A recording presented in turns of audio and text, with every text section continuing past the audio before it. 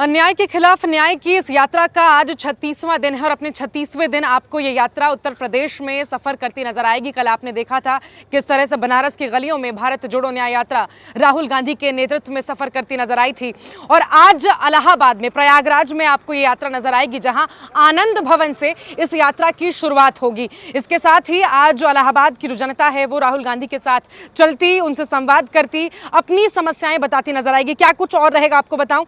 लक्ष्मी चौराहा प्रयागराज पर, वहां पर जनता को संबोधित करते आपको राहुल गांधी दिखेंगे और साथ ही संवाद करते नजर आएंगे, क्योंकि ये भारत जोड़ो न्याय यात्रा है और अन्याय के खिलाफ न्याय की यात्रा है। जो अन्याय पिछले 10 सालों से भारतीय जनता पार्टी की डबल इंजन की सरकार कर रही है उत्तर प्रदेश की जनता के साथ, चाहे केंद्र हो या राज्य हो, जिस तरह से लगातार कानून की आड़ में बुलडोजर के जरिए घरों को ढा दिया जा रहा है, जिस तरह से हाथरस में आधी रात में बेटी को जला दिया गया है, तमाम इन अन्याय के खिलाफ ये न्याय की यात्रा आगे आपको बताऊं। इसके साथ ही हरिसेनगंज में एक छोटा सा हॉल्ट लेगी। इसके साथ ही आज कुछ इस तरह का जो पूरा यात्रा का कार्यक्रम है वो इलाहाबाद में रहेगा। कल आधी यात्रा छोड़कर बनारस से राहुल गांधी को वायनाड जाना पड़ा था कुछ जरूरी काम के कारण, लेकिन आज ये यात्रा अब प्रयागराज में आपको चलती नजर आएगी। और एक खास बात आपको बता दूं कि राहुल गांधी के बढ़ते कदमों के साथ जनता के साथ और कांग्रेस के हाथ ने मिलकर एक नवीन भारत के उज्जवल भविष्य को नई दिशा दिखाई है और ये दिशा लगातार दिखाती भारत जोड़ो न्याय यात्रा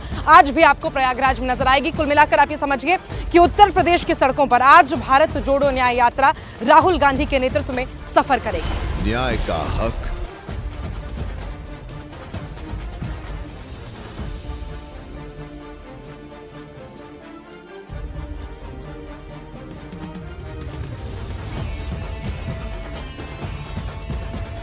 पूरे देश में आज युवाओं की स्थिति बदहाल है। छात्रों के भविष्य के साथ लगातार खिलवाड़ किया जा रहा है। पुलिस की परीक्षा हो रही है, इसमें भी लगातार जो दलाल है वो पेपर चौराहों पर लेकर बांटे जा रहे हैं और लोगों से पैसे वसूले जा रहे हैं। देखिए, सरकार पूरी तरह से डरी हुई है क्योंकि जनता न्याय मांगने उतरी है। युवा न्याय मांग रहा है, रोजगार मांग रहा है, शिक्षा मांग रहा है, महिलाएं सुरक्षा मांग रही है, किसान अपने फसल का मूल्य मांग रहा है। इस बात से इस देश की सरकार डरी हुई है। 400% फीस वृद्धि एक केंद्रीय विश्वविद्यालय में जो जैसे लोग आम छात्र आते हैं वो अपनी फीस 2-4 हजार रुपए में ही चाहते हैं, लेकिन 400% की वृद्धि। आरओ के पेपर लीक्स हो गए, गली गली चौराहे पे पेपर बढ़ रहे हैं। उत्तर प्रदेश पुलिस के कितने सारे सॉल्वर्स बढ़ रहे हैं, सॉल्वर्स जा कैसे रहे हैं। अगर मुख्यमंत्री बात करते हैं कानून व्यवस्था की, तो कानून व्यवस्था के नाम पे उन्होंने सिर्फ इतना किया है कि हम अपने हक की लड़ाई अगर लड़ते हैं या अपना हक मांगते हैं तो बदले में हमको मिलता है मुकदमा। कानून व्यवस्था के नाम पे सरकार सिर्फ छात्रों पे जुल्म कर रही है, इसके अलावा।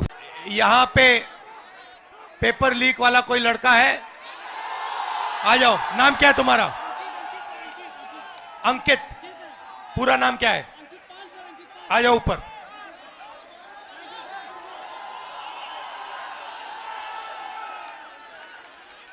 नमस्कार। Thank you sir. कैसे हो? अच्छे है सर, अच्छे है।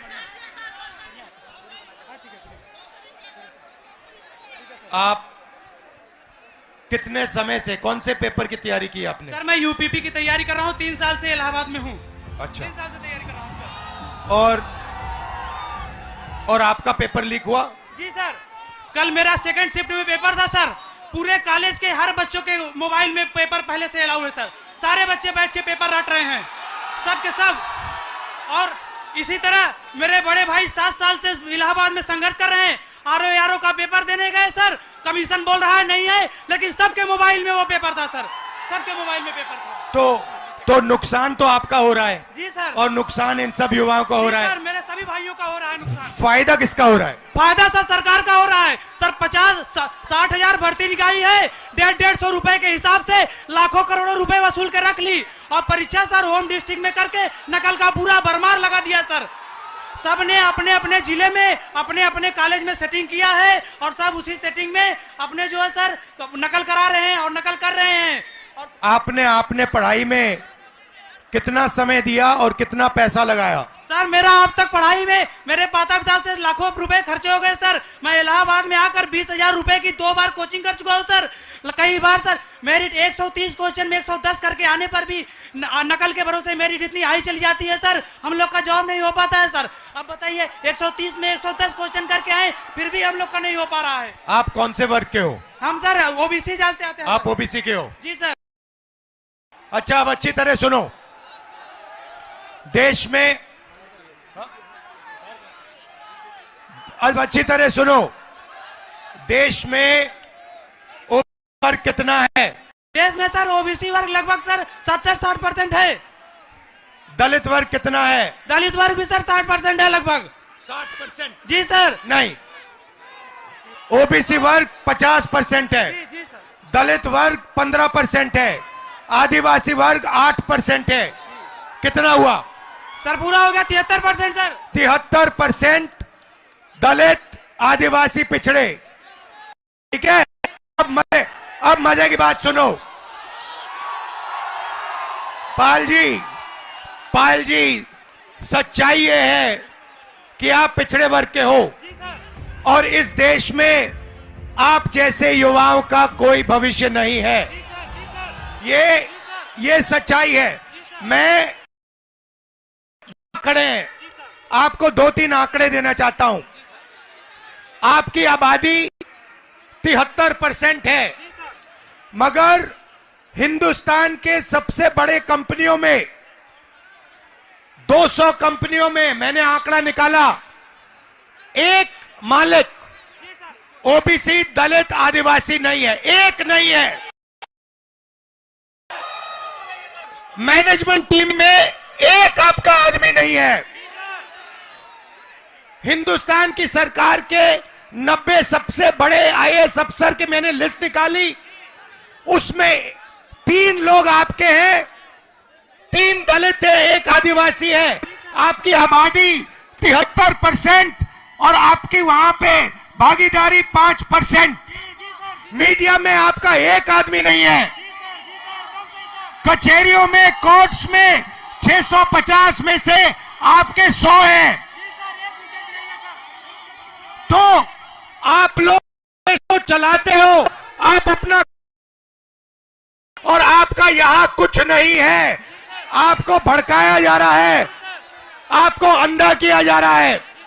मैं आपसे पूछना चाहता हूं, आपने राम मंदिर का फंक्शन देखा? उसमें आपने एक ओबीसी चेहरा देखा? एक आदिवासी चेहरा देखा? नहीं, उसमें एक नहीं था। उसमें अमिताभ बच्चन थे, ऐश्वर्या राय थी, नरेंद्र मोदी थे। 73% हिंदू राष्ट्र है जिसमें 73%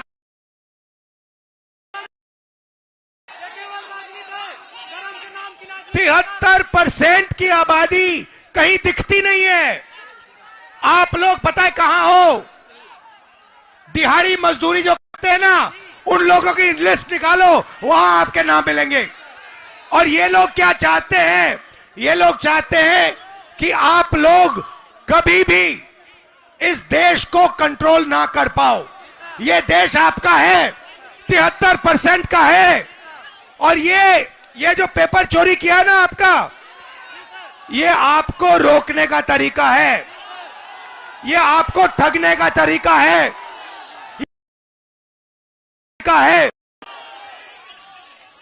अदानी जी की कौन सी जात है?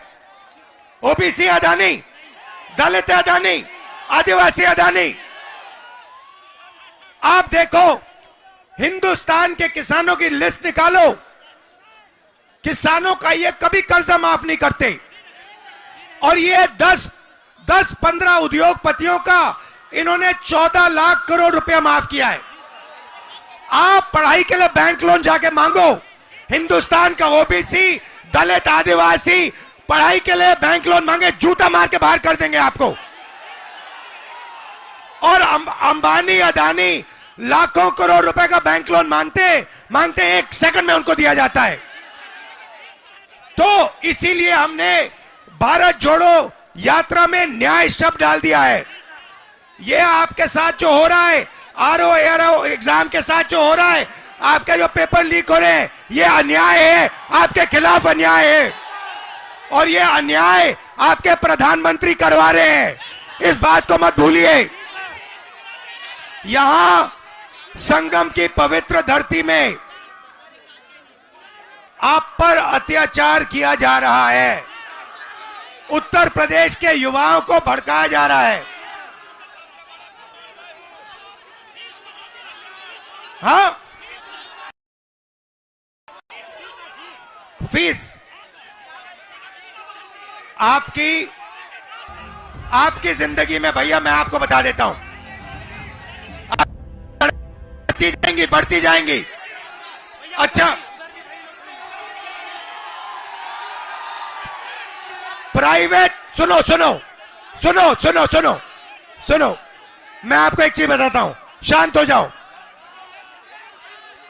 प्राइवेट कॉलेजेस और यूनिवर्सिटीज के मालिकों में ओबीसी, दलित, आदिवासी कितने? एक नहीं है। प्राइवेट अस्पतालों के मालिक में आदिवासी एक भी नहीं है। तो आप अपना टाइम कर रहे हो, आपका बेवकूफ बनाया जा रहा है। 24 घंटे आपका बेवकूफ बनाया जा रहा है। जग जाओ, जग जाओ, खड़े हो जाओ। मैं सुनना चाहता हूं, जोर से बोलो, जगेंगे। आप संगठित हो गए, एक साथ खड़े हो गए। ये जो युवा हैं, आप खड़े हो गए, आपके साथ। और ये पहले इन्होंने पता है क्या किया? ये छात्र संघ का जो चुनाव होते हैं आपकी शक्ति लेने के लिए, चोरी करने के लिए, ये सच्चाई है। मैं यहीं इसलिए आया हूं आपको न्याय दिलवाने। ये जो आपके यूपीएससी का ये पेपर लीक है, इसको मैं उठाऊंगा। आप डरने की कोई बात नहीं है, मगर आप अपना हक मांगो, अपना हक लो। ये देश आपका है, 73% का है।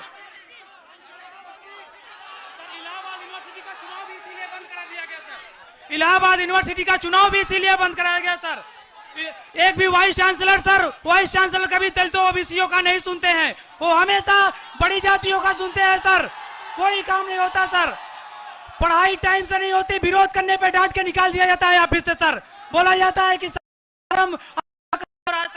तो मैंने, सुनिए सुनिए, पता है आपका हथियार क्या है? हथियार का नाम जानते हो? जाति जनगणना। जाति जनगणना, यह आपका हथियार है। आपको सबसे पहले पता लगाना है कि आपकी आबादी कितनी, दूसरे नंबर पे आपको पता लगाना है इस देश के धन में आपकी कितनी भागीदारी। आप सुबह उठो और अपने आप से सवाल पूछो, 73% के हाथ में इस देश का कितना धन है? यह सवाल पूछो आप। बोलो बोलो। सिर्फ 2% है सबका मिला करके, सभी दलित ओबीसीओं का सिर्फ 2% धन ही सभी के पास है। बाकी सारे इन अडानी, अंबानी, इन पूंजीपतियों के पास पड़ा हुआ है, जो सब पड़ा हुआ है इनके पास सर। और आपको ये आस्ते आस्ते भूखा मार देंगे, आपको भूखा मार देंगे। तो आपको अपना हक लेना है।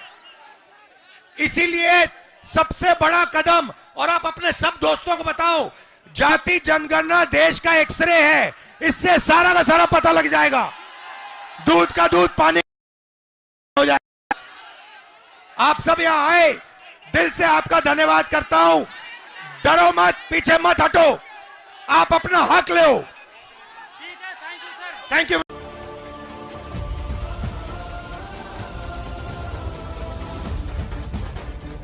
पूरे देश में आज युवाओं की स्थिति बदहाल है। छात्रों के भविष्य के साथ लगातार खिलवाड़ किया जा रहा है। पुलिस की परीक्षा हो रही है, इसमें भी लगातार जो दलाल हैं वो पेपर चौराहों पर लेकर बांटे जा रहे हैं और लोगों से पैसे वसूले जा रहे हैं। देखिए, सरकार पूरी तरह से डरी हुई है, क्योंकि जनता न्याय मांगने उतरी है। युवा न्याय मांग रहा है, रोजगार मांग रहा है, शिक्षा मांग रहा है, महिलाएं सुरक्षा मांग रही हैं, किसान अपने फसल का मूल्य मांग रहा है। इस बात से इस देश की सरकार डरी हुई है। 400% फीस वृद्धि एक केंद्रीय विश्वविद्यालय में जो जैसे लोग आम छात्र आते हैं वो अपनी फीस 2-4 हजार रुपए में ही चाहते हैं, लेकिन 400% की वृद्धि। आरओ के पेपर लीक्स हो गए, गली गली चौराहे पे पेपर बट रहे हैं। उत्तर प्रदेश पुलिस के कितने सारे सॉल्वर्स बट रहे हैं, सॉल्वर्स जा कैसे रहे हैं? अगर मुख्यमंत्री बात करते हैं कानून व्यवस्था की, तो कानून व्यवस्था के नाम पे उन्होंने सिर्फ इतना किया है कि हम अपने हक की लड़ाई अगर लड़ते हैं या अपना हक मांगते हैं तो बदले में हमको मिलता है मुकदमा। कानून व्यवस्था के नाम पे सरकार सिर्फ छात्रों पे जुल्म कर रही है, इसके अलावा कुछ नहीं कर रही है। अन्याय क्या क्या उत्तर प्रदेश की जनता के साथ हो रहा है और उम्मीद क्या है न्याय यात्रा से? जो अब ये सरकार जो बीजेपी की है, ये कह रहे हैं कि 70 साल में कांग्रेस ने कुछ नहीं किया। इनका जन्म उसी अस्पताल में हुआ है जो कांग्रेस ने बनवाया। ये स्कूल गए उसी स्कूल में जो कांग्रेस ने बनवाया। जो सड़कें हैं वो कांग्रेस ने बनवाया। ये क्या बनवाए हैं अभी तक? ये केवल 5 किलो राशन दे करके वोट खरीद रहे हैं बस, इसके अलावा कुछ नहीं। देश को कंगाल कर दिया। 1,77,000 करोड़ रुपए का इन्होंने बोझ बढ़ा दिया और जनता के ऊपर। उत्तर प्रदेश में लगातार हम देख रहे हैं, देश में भी देख रहे हैं किस तरह संवैधानिक संस्थाओं पर कब्जा करने की कोशिश की जा रही है, ध्वस्त करने का जो प्रयास है वो जारी है। आप पिछले दिनों आपने देखा किस तरह से अकाउंट्स फ्रीज कर दिए गए कांग्रेस पार्टी के। आपको लग रहा है डरी हुई है ये सरकार, इसलिए इस तरह के हथकंडे अपना रही है? देखिए, सरकार पूरी तरह से डरी हुई है क्योंकि जनता न्याय मांगने उतरी है। युवा न्याय मांग रहा है, रोजगार मांग रहा है, शिक्षा मांग रहा है, महिलाएं सुरक्षा मांग रही हैं, किसान अपने फसल का मूल्य मांग रहा है। इस बात से इस देश की सरकार डरी हुई है। जिस समय पर कहा जाता था कि ये देश गरीब था, कांग्रेस ने कुछ नहीं किया। कांग्रेस ने इस देश को आगे बढ़ाने का काम किया। पूरे के पूरे जो इंफ्रास्ट्रक्चर है उसको खड़ा करने का काम कांग्रेस ने किया। भारतीय जनता पार्टी ने सिर्फ बेचने का काम किया है। भारतीय जनता पार्टी के समय में जो सरकारी कर्मचारी हैं वो पेंशन मांगते हैं, लेकिन पेंशन नहीं मिलती। चारों तरफ जो वातावरण है वो इस तरह का बना दिया गया है कि चारों तरफ डर का वातावरण है। केवल नफरत की राजनीति फैलाने का काम आरएसएस के प्रायोजित एजेंडे पर मीडिया और आरएसएस के लोग कर रहे हैं। इस देश को गड्ढे में ले जाने का काम, इस देश को बांटने का काम, इस देश को काटने का काम आरएसएस और भाजपा के लोग कर रहे हैं। और उसका मुखौटा नरेंद्र भाई मोदी हैं। और नरेंद्र भाई मोदी इस बात से डरे हुए हैं। नरेंद्र भाई मोदी को भय है कि इस देश की जनता अब न्याय मांगने लगी है। अब हमारा अंतिम समय आ चुका है। इसको देखते हुए अभी की जो स्थिति चल रही है, इस समय पर जिस प्रकार से राहुल गांधी जी ने एक मोहब्बत की दुकान खोली है, यह नफरत की दुकान के आगे उनकी मोहब्बत की दुकान है। अभी आपने सब लोगों से पूछा कि भारतीय जनता पार्टी ने क्या किया और कांग्रेस ने क्या किया। मैं तो पूछना चाहता हूँ, ये सवाल आरएसएस के लोगों ने से पूछना चाहिए। इस देश की आज़ादी में सबसे बड़ा योगदान अगर किसी का है तो कांग्रेस का है, महात्मा गांधी जी का है, जवाहरलाल नेहरू जी का है, मोतीलाल नेहरू जी का है, और हमारे बहुत सारे अशफाक उल्लाह खां साहब का है, और बहुत सारे वीर शहीद हैं। एक बार उनसे भी पूछना चाहिए कि इस देश की आज़ादी में आरएसएस का क्या योगदान है। आरएसएस के लोगों ने इस देश को क्या दिया है सिवाय नफरत के, सिवाय बंटवारे के और हिंदू मुसलमान को आपस में लड़ाने और भड़काने के अलावा आरएसएस और भाजपा ने क्या किया? एक बार सवाल उनसे भी होना चाहिए। बिल्कुल, सवाल उनसे भी होना चाहिए। लेकिन युवा कुछ अब हमारे साथ जुड़ गए हैं, तो युवाओं के मुद्दे की ओर बढ़ते हैं। उत्तर प्रदेश में युवाओं, क्योंकि हम लगातार देखते हैं विधानसभा या घेराव करते हैं मुख्यमंत्री आवास का उत्तर प्रदेश में, लखनऊ में युवा यहाँ पर उनको लाठियों और डंडों से फिर खदेड़ दिया जाता है। स्थिति क्या है युवाओं की उत्तर प्रदेश के अंदर? देखिए, पूरे के पूरे उत्तर प्रदेश में, पूरे देश में आज युवाओं की स्थिति बदहाल है। चाहे वो देखेंगे, अभी हाल ही में आरओ का पेपर पूरी तरह से लीक हुआ, लेकिन सरकार उस पर अपने मनमानी तरीके से छात्रों के ऊपर अपना जो नियम है, आदेश है, उसको थोप रही है कि नहीं, कोई पेपर लीक नहीं हुआ है, इसको रद्द नहीं किया जाए। लेकिन छात्रों के भविष्य के साथ लगातार खिलवाड़ किया जा रहा है। अभी पुलिस की परीक्षा हो रही है, इसमें भी लगातार जो दलाल हैं वो पेपर चौराहों पर लेकर बांटे जा रहे हैं और लोगों से पैसे वसूले जा रहे हैं। छात्रों का यहाँ भविष्य लगातार चौपट होने की स्थिति में ये इलाहाबाद है, शिक्षा की बहुत बड़ा केंद्र है। यहाँ एक केंद्रीय विश्वविद्यालय, आप देखेंगे कि वहाँ 400% फीस बढ़ा दी गई अभी हाल ही में इसी सरकार में। उसके बाद आप देखेंगे जो विश्वविद्यालय में छात्र संघ है उस पर इस सरकार ने ताला लगा दिया। भाई, हम पूछ रहे हैं, जब रिक्शा का संघ हो सकता है, ठेले कुलचे वालों का संघ हो सकता है, तमाम लोगों का संघ हो सकता है, छात्रों का संघ क्यों नहीं हो सकता? क्या छात्र इतना कमजोर है कि वो अपनी बात को नहीं उठा सकता? क्या छात्रों की बात नहीं सुनी जानी चाहिए? आज उत्तर प्रदेश में छात्रों की जो समस्या है वो सबसे ज़्यादा है। प्रयागराज में ही मैं बता रहा हूँ, पिछले 15 दिनों में कम से कम इसी एक बघाड़ा डेलीगेसी में बता रहा हूँ, कम से कम 4 से 5 आत्महत्या अभी हुआ है हाल ही में, सिर्फ और सिर्फ नौकरी के लिए। पढ़ाई से हताश हो जा रहे हैं युवा, नौकरी मिल नहीं रही है। 2018 के बाद अभी पुलिस की भर्ती आई है, इसमें भी लगातार धांधली चल रही है। तो आज युवा राहुल गांधी जी को एक आशा भरी उम्मीद के साथ देख रहा है। और आज आप देखेंगे कि पूरी यात्रा में जो जनसैलाब रहेगा युवाओं का, वो बहुत भारी रहेगा। और राहुल गांधी जी से उम्मीद है कि हम युवाओं की बात करेंगे, हम युवाओं के जो राजनीति में, देश में, वो भागीदारी सुनिश्चित करेंगे। ठीक है, बात युवाओं की हो गई। मुझे लगता है कानून व्यवस्था की ओर हमें थोड़ा बढ़ना चाहिए। ये एक तरफ मीडिया ये कहकर प्रचार करती है इस राज्य के मुख्यमंत्री का कि सबसे मजबूत मुख्यमंत्री है, कानून व्यवस्था कंट्रोल में है। दूसरी तरफ हम देखते हैं उत्तर प्रदेश के अंदर की बुलडोजर की आड़ में किस तरह एक शख्स की गलती पर पूरे परिवार को सजा भुगतना पड़ता है, पूरे घर पर बुलडोजर चला दिया जाता है। स्थिति क्या है, नियंत्रण में है यहाँ पर? मैम स्थिति बहुत खराब है, सबसे ज़्यादा स्थिति खराब है यहाँ छात्रों की और युवाओं की। अगर मुख्यमंत्री बात करते हैं कानून व्यवस्था की, तो कानून व्यवस्था के नाम पे उन्होंने सिर्फ इतना किया है कि हम अपने हक की लड़ाई अगर लड़ते हैं या अपना हक मांगते हैं तो बदले में हमको मिलता है मुकदमा। यहीं अभी कुछ दिन पहले, एक हफ्ते पहले या दो हफ्ते पहले, हर रोज़ प्रॉक्टर, उनके लोग, प्रॉक्टोरियल बोर्ड के मेंबर्स इलाहाबाद विश्वविद्यालय में एक छात्र को अपने ऑफिस में बंद करके मारते हैं, उनको प्रताड़ित करते हैं। और जब वो अपना हक की लड़ाई करते हैं, अपना हक मांगते हैं, न्याय मांगते हैं, तो उनको दिया जाता है मुकदमा। कई लोगों पे अभी मुकदमा लगाया गया।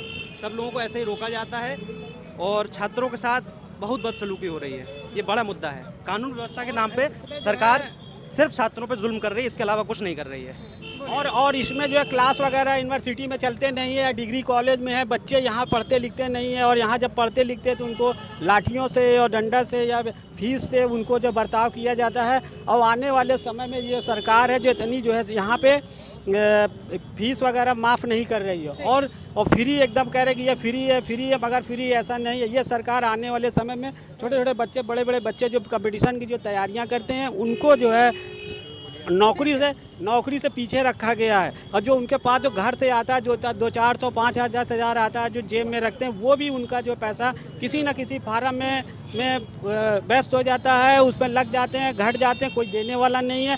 फिर भी यहाँ नौकरी चाकरी से छात्रों के साथ जो है बर्ताव गलत हो रहा है। समस्या और क्या क्या समस्या यहाँ पे यूनिवर्सिटी के अंदर है? अनेकों प्रकार की समस्याएं हैं, जो कुछ मुख्य कारण समस्याएं हैं। सबसे पहले कि 400% फीस की वृद्धि। 400% फीस वृद्धि एक केंद्रीय विश्वविद्यालय में जो जैसे लोग आम छात्र आते हैं वो अपनी फीस 2-4 हज़ार रुपये में ही चाहते हैं, लेकिन 400% की वृद्धि। आरओ के पेपर लीक्स हो गए, गली गली चौराहे पे पेपर बट रहे हैं। उत्तर प्रदेश पुलिस के कितने सारे सॉल्वर्स बट रहे हैं। सॉल्वर्स जा कैसे रहे हैं? जब इतने सारी इनकी समस्याएं पहले ही हैं तो इनके सॉल्वर्स जा कैसे रहे हैं? ठीक है। देखिए, बड़ी समस्या आपको ही समझ में आ रहा होगा। युवा है, आप युवाओं को सुन रहे हैं और आपको ही समझ में आ रहा होगा किस तरह से आपने बनारस में भी युवाओं को सुना था। पेपर लीक हो, यूनिवर्सिटी के अंदर जो छात्र संघ के चुनाव हुआ करते थे उनको रोक दिया गया है। छात्र संघ की जरूरत क्यों थी और इसका गठन क्यों किया गया? ये ढांचा क्यों तैयार हुआ था? ताकि कुछ छात्र संघ से कुछ नेता चुने जाएं, सरकार अधिकारियों के बीच समन्वय तैयार हो और कुछ जरूरत, कुछ मांगे उनकी हो तो वहां तक रखी जा सके। लेकिन भारतीय जनता पार्टी की डबल इंजन की जो सरकार है, इस व्यवस्था को भी चकनाचूर कर देना चाहती है, ध्वस्त कर देना चाहती है। जैसे केंद्र में लोकतंत्र को, संवैधानिक व्यवस्थाओं को कुचलने की तैयारी में है, कुचला जा रहा है। तो कुल मिलाकर आप ये समझिए कि ये वो अन्याय है जो पिछले कई सालों से बीजेपी की सरकार यहां कर रही है और आने वाले समय में अब इन्हें न्याय की उम्मीद है। भारत जोड़ो न्याय यात्रा से, राहुल गांधी से, भारतीय राष्ट्रीय कांग्रेस से, पूरा प्रयागराज, पूरा उत्तर प्रदेश राहुल गांधी के साथ इस यात्रा में सम्मिलित होने के लिए, समर्थन देने के लिए इस वक्त सड़कों पर उनका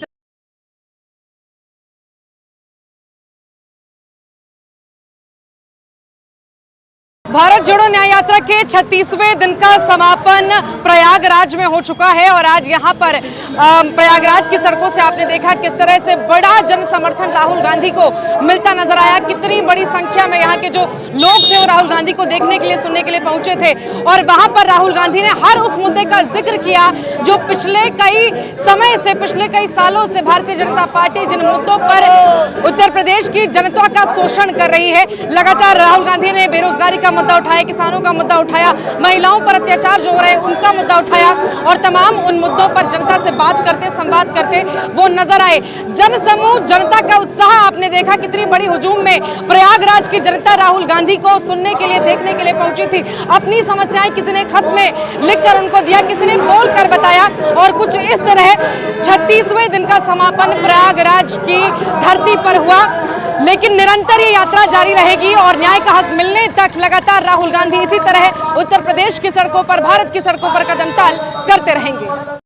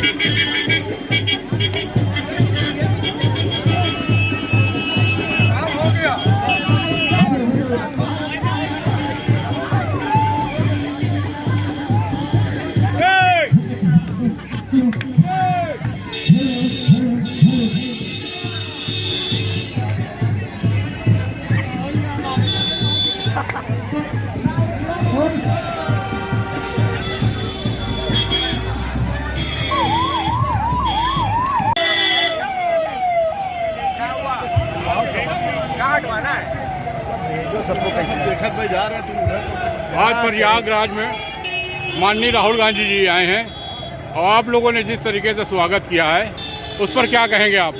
देखिए, माननीय राहुल गांधी जी प्रयागराज कोई प्रथम बार नहीं आए हैं, पहली बार। ये उनका गृह जनपद है, पैतृक आवास यहाँ पर है। तो राहुल गांधी जी ने जो पिछले दिनों एक यात्रा शुरू करी, भारत जोड़ो यात्रा के बाद भारत जोड़ो न्याय यात्रा, ये उसका दूसरा पार्ट है। उस पार्ट में राहुल गांधी जी जो अभी तक 6000 से ऊपर की किलोमीटर की यात्रा कर चुके हैं, उसी में इलाहाबाद जनपद में हम सबका सौभाग्य है कि इस यात्रा का हम लोगों को स्वागत करने का मौका मिला। तो आज बड़ी तादाद में हम सब इलाहाबाद में इकट्ठा हुए और यहाँ पर माननीय राहुल गांधी जी का स्वागत किया गया। माननीय तस्लीमुद्दीन जो कि वरिष्ठ पार्षद ICC सदस्य हैं, उनके नेतृत्व में हम सब इकट्ठा हुए यहाँ पर और राहुल जी का स्वागत किया। और ये जुलूस कहाँ जाएगा अभी राहुल गांधी जी का? ये राहुल जी की जो यात्रा है ये आगे भी दूसरे ज़िले में भी जानी है, जो कि अभी 4 साढ़े 4 बजे से स्वराज भवन से, इलाहाबाद के स्वराज भवन से, जो कि राहुल जी का घर भी है, वहाँ से ये यात्रा शुरू होगी। यात्रा कटरा तेलियरगंज होते हुए हापा मलाकरात से मऊआइमा में आज रात्रि विश्राम है। रात्रि विश्राम के बाद कल माननीय राहुल गांधी जी फिर से पुनः यात्रा को करेंगे, शुरुआत करेंगे और वो प्रतापगढ़ के लिए कूच करेंगे। उसके बाद अमेठी, रायबरेली, अन्य जिलों में यात्रा बढ़ती जाएगी। बहुत बहुत शुक्रिया। शुभ नाम आपका? तंजीमुद्दीन। बहुत बहुत शुक्रिया।